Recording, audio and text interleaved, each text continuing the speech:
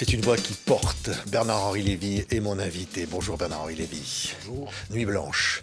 C'est un livre étonnant venant de vous. On va en parler dans quelques instants. C'est un livre d'introspection. C'est un livre où la nuit est bien présente, mais où les souvenirs et les fantômes apparaissent, les fantômes de votre vie.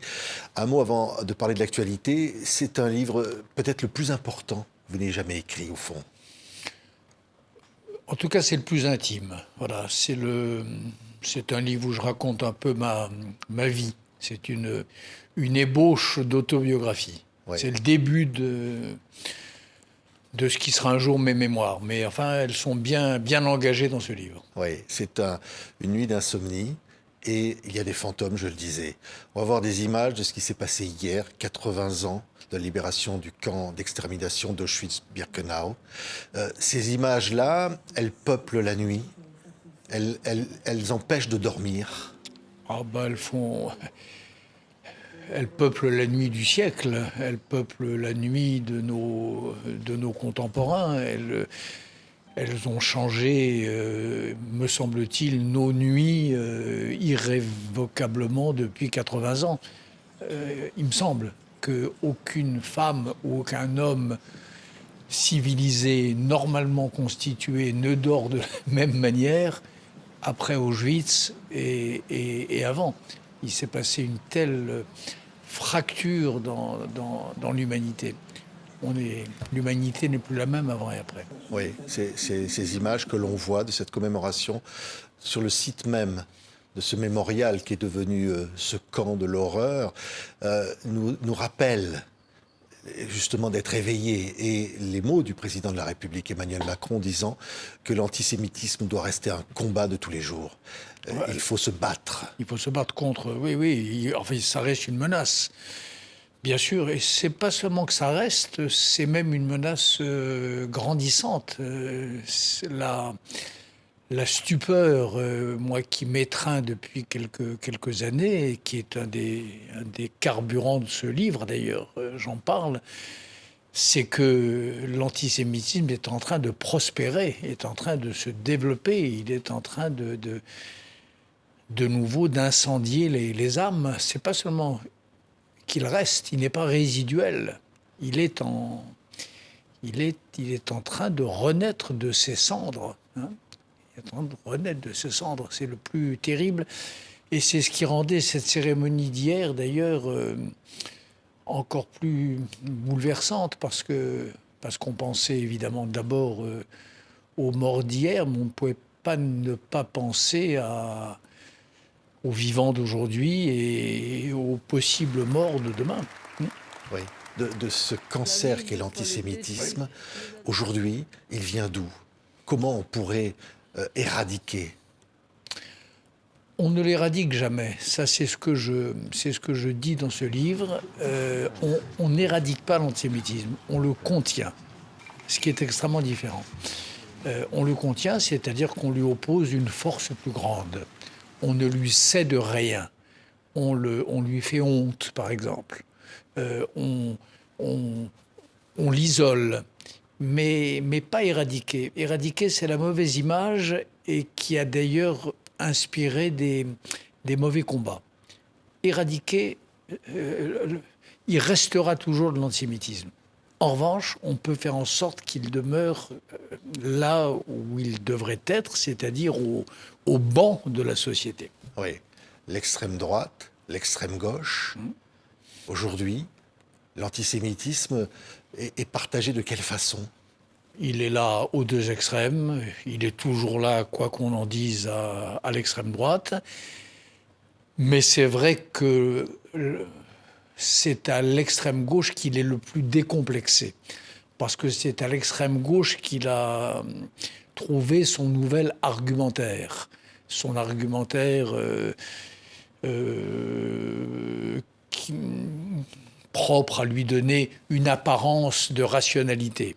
Donc, il est là des deux côtés, avec, malheureusement, cette poussée assez spectaculaire, je dois dire, à l'extrême gauche. Oui, Serge Klarsfeld, chasseur de nazis, était sur ce plateau il y a 3 jours, avant de se rendre à Auschwitz avec le président de la République pour ses commémorations. Il disait qu'en cas de second tour qui opposerait Marine Le Pen à Jean-Luc Mélenchon, il voterait pour Marine Le Pen.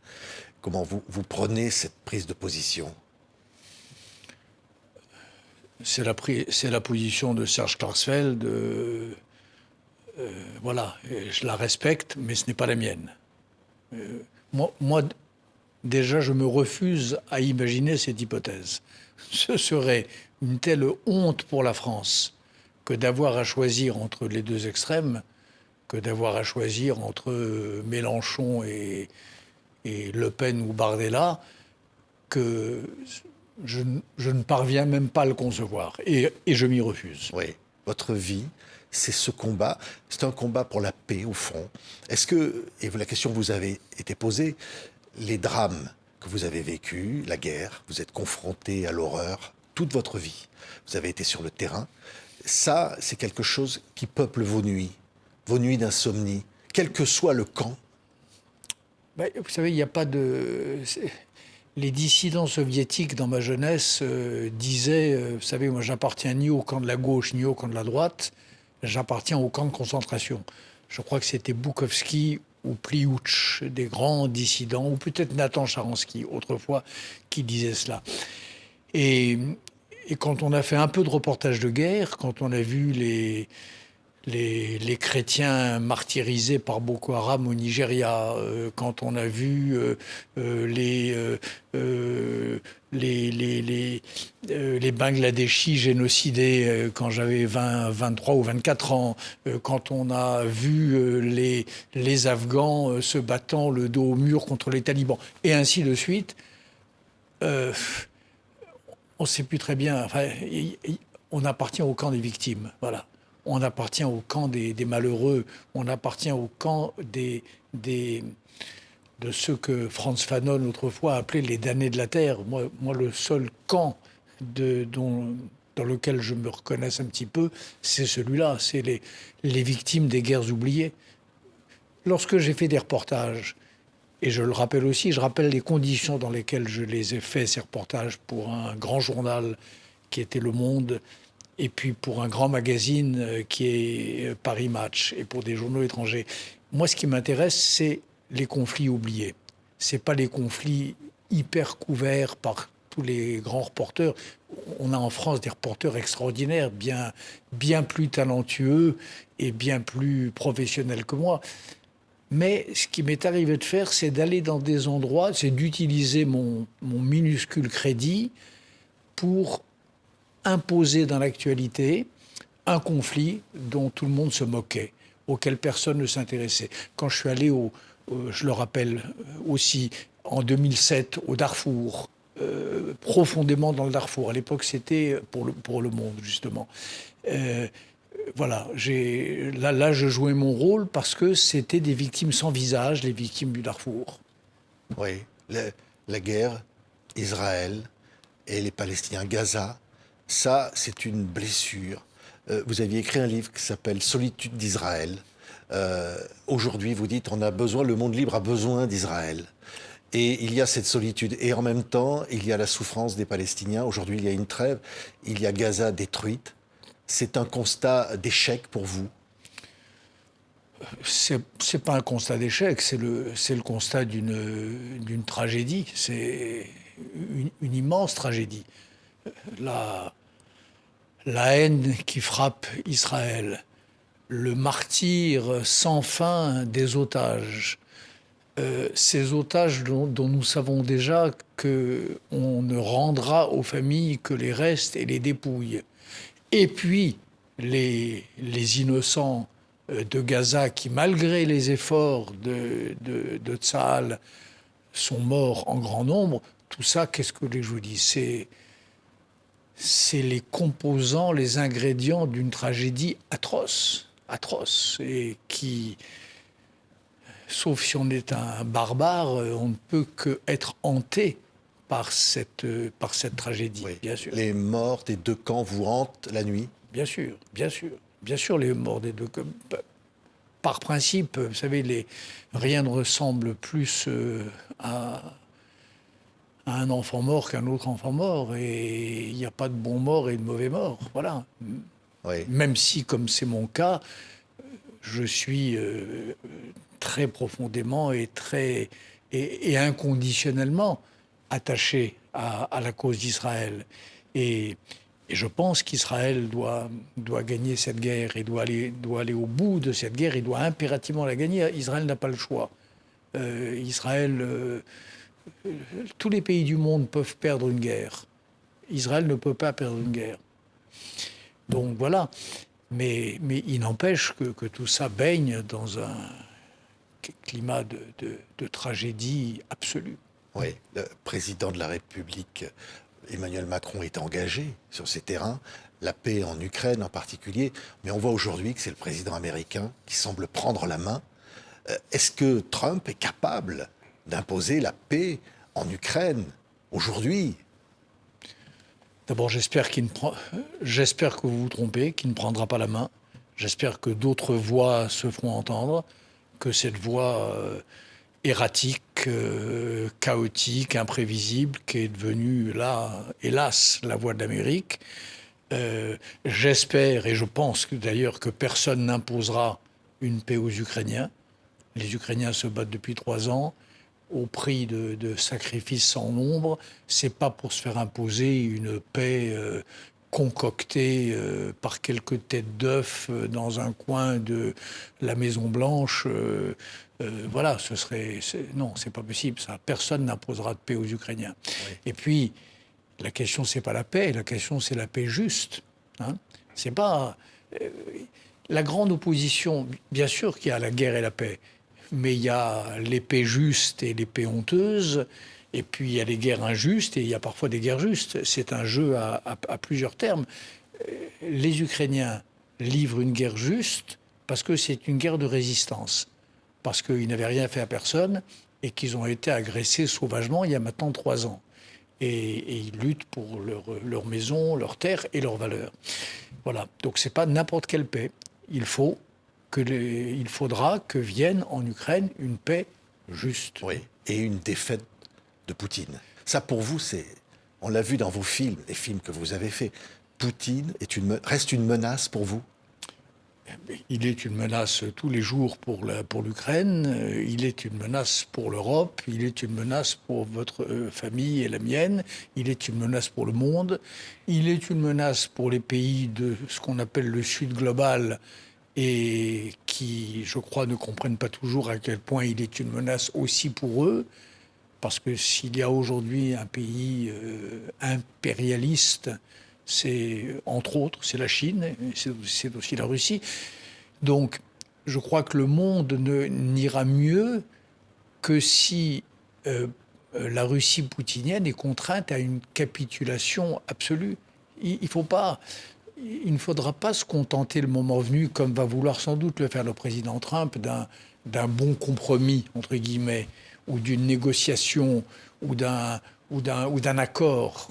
Je crois que la seule façon de sortir de cette atrocité qui dure depuis 3 ans, c'est que les armées de Poutine soient renvoyées dans leurs casernes. C'est que Poutine reconnaisse sa défaite. Et peut-être qu'après sa défaite, le peuple russe s'aperçoive qu'il a été conduit dans l'impasse par un très mauvais berger, un très mauvais tsar. Le Trumpisme, c'est quelque chose d'un mouvement très fort. La victoire de Donald Trump aux États-Unis. On voit les ramifications en Italie, on voit en Europe même peut-être la montée du populisme, la question de l'immigration qui est au cœur des sujets. On le voit avec le gouvernement Bayrou, même des dissensions au sein même du gouvernement sur ces questions-là. Tout ça vous fait peur? Oui, tout ça me fait peur et même horreur. Il y a tant d'inhumanité dans la manière dont ces sujets sont aujourd'hui présentés. Lorsque j'écoute Trump et les siens, c'est ça le mot qui me vient, l'inhumanité. L'inhumanité avec laquelle on traite ces ces étrangers en situation irrégulière, l'inhumanité avec laquelle on se prépare à séparer les familles, l'inhumanité avec laquelle on prétend, et on commence d'ailleurs de les mettre dans des avions. Tout ça est inhumain, voilà. Et pour la civilisation, c'est une menace de régression considérable. On commence comme ça, et puis on dérive vers la barbarie. Oui, j'allais dire, ça risque de faire tache d'huile. Ici en France, par exemple, vous entendez dans les discours, en ce moment, il y a les débats sur la question du droit du sol, d'un certain nombre de choses. Il y a des mots, en effet, dont je n'imaginais pas, il y a encore 10 ou 20 ans peut-être, mais même 10 ans, qu'ils deviendraient à ce point des lieux communs dans le débat public. Voilà. Tous ces débats-là, le droit du sol et le droit du sang, la façon dont on joue avec ces notions, là. Et ça, en effet, c'est Trump aux États-Unis, mais c'est Viktor Orban en Hongrie, c'est Giorgia Meloni en Italie. Et c'est tellement le contraire de toutes les valeurs sur lesquelles l'Europe s'est bâtie. C'est tellement le contraire de ce que l'Europe prêche au monde depuis 80 ans, depuis la fin de la Seconde Guerre mondiale, qu'en effet, là, on est face à quelque chose qui ressemble à un échec. Mais un échec réversible. Voilà. Parce que moi, je ne crois... Je reste un optimiste résolu. Je pense qu'on peut toujours inverser le cours des choses. On peut toujours faire dérailler, mettre un petit caillou sur les rails de l'histoire. Voilà. L'histoire ne va pas forcément dans le sens de Trump et du Trumpisme. Oui. Les nuits blanches, c'est quelque chose... on se nourrit de ces nuits blanches, Bernard-Henri Lévy, votre livre, là. Parce qu'au fond, oui, on y retrouve Kafka, on y retrouve tous ceux qui vous ont marqué, tous les grands auteurs, Lévinas. Et au fond, vous les retrouvez comme des amis, comme ça, tous ceux qui accompagnent votre vie. Voilà. Mais, je vous l'ai dit en commençant, c'est la circonstance de cette nuit blanche, c'est un prétexte. C'est un prétexte à raconter ma vie et c'est un prétexte à réfléchir sur notre époque. Voilà. Et ce que j'appelle la nuit blanche, c'est une métaphore du devoir de veille, du devoir de vigilance, du devoir d'être en éveil que nous avons, je crois tous, en tout cas, que j'ai le sentiment d'avoir moi, par rapport au désastre qui est souvent en train de devenir le monde. Oui. Il y a votre père qui vous accompagne aussi, qui est un héros. Il est présent dans ce livre, très fortement. Mon père a été... Ouais. Ça, c'est une des vraies questions qui a agité ma génération quand nous avions 20 ans. Est-ce que nous avions à expier la faute de père qui avait fait le mauvais choix, ou est-ce qu'au contraire, nous étions les héritiers de pères glorieux? Moi, j'avais la chance d'avoir un père glorieux quand j'avais 20 ans. Engagé en Espagne. Engagé en Espagne, engagé volontaire en 1939 et décoré grand héros de la France libre et décoré à Monte Cassino. Donc, père glorieux. Et ça, c'est vrai que ça a été pour moi comme une cordée, enfin, une sorte de cordée magnifique qui m'a hissé au-dessus de moi-même toute ma vie. Ça a été un exemple, ça a été quand mon père était vivant, mais aussi depuis qu'il n'est plus là, c'est une sorte d'étoile du berger qui guide mes pas et qui fait que je me trompe un peu moins que je ne pourrais, que je suis à peu près fidèle à mes idéaux et à mes valeurs. C'est en pensant à ce père exemplaire, héroïque, qui a été le mien. Oui. Et ce qui est très touchant dans ce livre, Bernard-Henri Lévy, c'est qu'il y a même la notion de la finitude, de ne plus être là, pensant à votre père, pensant à tout ça, qu'au fond, la nuit, et ce moment suspendu de l'idée de la mort, l'idée de qu'ai-je fait, est-ce que je me suis trompé, Et ces questions, vous vous les posez. Oui. Qu'ai-je fait de ma vie? Qu'est-ce qu'il me reste à faire? Est-ce que je me suis trompé? La réponse est plutôt non. Je vous rassure, je n'ai pas le sentiment de m'être trompé, en tout cas dans mes grands combats. Je n'ai jamais pris le mauvais parti. Je n'en ai pas le sentiment. Mais ce moment comme ça, fictif, hein, enfin, tout est vrai dans le livre, mais en même temps, il y a une sorte de cadre. C'est comme un roman. Hein, c'est mon retour au roman aussi, ce livre. C'est ce moment-là, ce moment suspendu, c'est le moment où on se pose les grandes questions de la vie, de la mort, du sens que tout ça a ou n'a pas. C'est le moment où on commence à faire le bilan et de faire ses propres... les comptes de la vie, quoi. Oui. Oui, ce qui est incroyable, c'est que on se souvient tous, les nouveaux philosophes, La barbarie à visage humain, votre premier livre marquant qui a marqué toute une génération, et le philosophe que vous incarnez à ce moment-là, mais qui va décider d'aller sur le terrain politique, le terrain des idées et le terrain de l'action. Et au fond, vous ne pouviez pas rester juste le philosophe comme certains que vous avez admirés. Mais il vous a fallu prendre ce risque. Qu'est-ce qui vous a poussé à aller, y compris d'ailleurs, au risque pour votre vie? Une conception de la philosophie.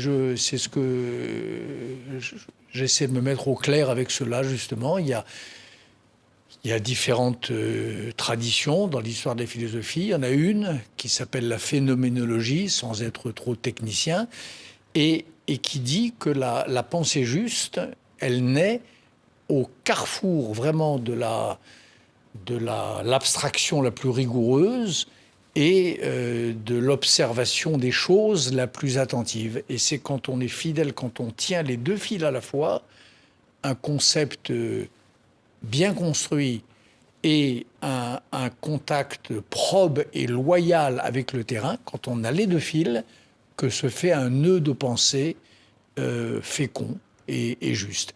Et c'est le parti que j'ai pris il y a maintenant bien longtemps, lorsque j'ai décidé, enfin ce que je l'ai vraiment décidé, c'est des décisions qui se prennent. Quand j'ai donc décidé, mettons, de mener ma vie sur le double registre de l'écriture et de l'action, c'est-à-dire d'écrire ce que je vis et de vivre ce que j'écris. Et c'est ce que j'essaie de faire depuis maintenant un demi-siècle. Oui, quand je reciter ce livre, hein, La barbarie à visage humain, ce qu'au fond rappeler Michel Foucault, mais ce qu'au fond, vous n'avez jamais cru à la révolution, comment dire, à l'admirateur de la révolution, comme ont pu l'être certains philosophes. J'ai toujours eu une grande méfiance, et en effet, et très vite, une immense hostilité à l'endroit de ceux qui pensent que les hommes sont une matière malléable et qu'on peut en faire autre chose, qu'on peut refaire l'homme, qu'on peut le régénérer, hein, qu'on peut reprendre tout ça. Non, on n'est pas Dieu. Dieu s'y est pris à deux fois pour créer le monde. L'homme ne doit pas avoir cette immodestie. En revanche, je pense que les hommes peuvent, ça, et doivent réparer le monde. Voilà. Donc depuis ma jeunesse, j'ai toujours vu les révolutionnaires prétendant tout casser et tout recommencer sur une page blanche. Je les ai toujours eus en grande méfiance et j'ai toujours au contraire eu le plus grand respect pour les âmes plus modestes, mais en même temps plus loyales à l'humain, qui tentent de réparer. Voilà, de réparer ce monde brisé, ce monde injuste, d'essayer de le rendre un peu meilleur. Mais ça, Oui. pas une fois dans sa vie, tous les jours, constamment, chaque fois qu'on le peut, sur tous les terrains possibles où le sort vous jette. Ceux-là, ces femmes et ces hommes-là sont respectables. Oui. Qu'est-ce qui fait qu'au fond, vous avez affronté les barbaries toute votre vie, qui fait que vous êtes, et vous le dites, optimiste? Parce qu'au fond, vous vous dites, si on n'est pas optimiste, il n'y a plus de possibilité d'action, et vous êtes un homme d'action. Ce qui fait que je suis optimiste, c'est question de tempérament et question de philosophie. Question de philosophie, je ne crois pas aux philosophies, ce qu'on appelle les philosophies de l'histoire. Hein. philosophie de l'histoire, c'est soit les marxistes ou les hegéliens qui pensent que les choses vont forcément s'améliorer, soit les disciples de Spengler qui pensent que les choses vont forcément de pire en pire. Je crois ni l'un ni l'autre. Je crois que le sens de l'histoire n'est écrit nulle part. Je pense que le sens de l'histoire, il est ce que nous en faisons, nous et ceux qui nous écoutent. Ça, c'est la première chose. Et puis, par tempérament, je suis un... Je ne sais pas comment dire cela, mais je ne suis pas un résigné, voilà. Je ne suis pas quelqu'un qui accepte le cours des choses. Je ne suis pas fataliste.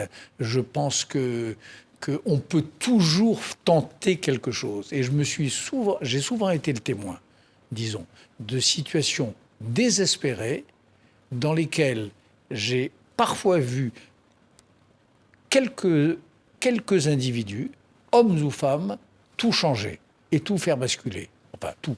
Pas refaire l'histoire, mais faire que ça aille dans l'autre sens. Fasse que le train de l'histoire, dont on pensait qu'il allait à fond la caisse vers l'abîme, eh bien, prenait une autre orientation. Et ça, c'est une raison d'être optimiste. Le pouvoir qu'ont les individus sur le prétendu sens de l'histoire. Merci Bernard-Henri Lévy. Ça s'appelle Nuit blanche chez Grasset. Il y a ce souffle, oui, romanesque, on va le dire, au fil de l'eau, comme ça, des réflexions, des souvenirs, des mots, des phrases, des citations. Et puis à la fin, il y a vous. Il y a vous, face à vous-même. Et nous qui le suivons. Merci Bernard-Henri Lévy. Nuit blanche chez Grasset.